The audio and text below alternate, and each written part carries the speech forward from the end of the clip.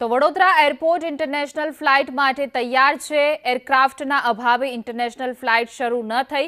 Flight શરૂ કરવા airport advisory કમિટીમાં ચર્ચા છે। વિમાનની કંપનીઓ સાથે કરવામાં આવી ચર્ચા। 1 વર્ષમાં ઇન્ટરનેશનલ ફ્લાઇટ ઉડાન ભરે તેવી આશા છે। સાંસદ હેમાંગ જોશી અને અધિકારીઓ રહ્યા હાજર। ડોમેસ્ટિક ફ્લાઇટની ફ્રીક્વન્સી વધારવા પર ચર્ચા કરવામાં આવી છે। વધુ એરલાઇન કંપનીઓ જોડાય તેવા પ્રયત્ન પણ થઈ રહ્યા છે। રનવેના જમીન સંપાદન કામ શરૂ કરશે। એરપોર્ટનું નામ બદલવા સરકારમાં પ્રસ્તાવ કરવામાં આવ્યો છે।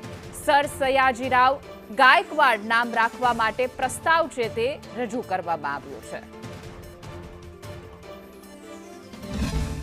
એ પ્રકારના એમને ચેલેન્જીસ જે આવી રહ્યા છે, જે એમણે અમને કહ્યા, એમાંથી એક ચેલેન્જ છે એરક્રાફ્ટનું અલોકેશન। પોતે એમને પાસે પોતા પાસે જ એરક્રાફ્ટ એર ઇન્ડિયાની પાસે જ હજુ 2026માં મિડમાં એરક્રાફ્ટ આવવાના છે એવી અમને વાત મળી છે।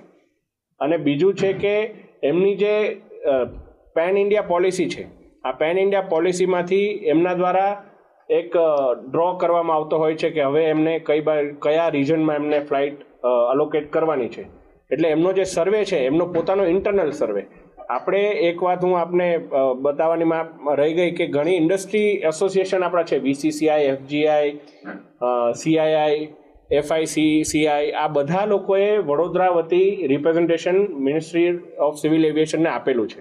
એટલે હવે એમના ઇન્ટરનલ સર્વેનો કોઈ પ્રોબ્લેમના કારણે વડોદરાને પ્રાથમિકતા મળવામાં આટલી વાર લાગી રહી છે।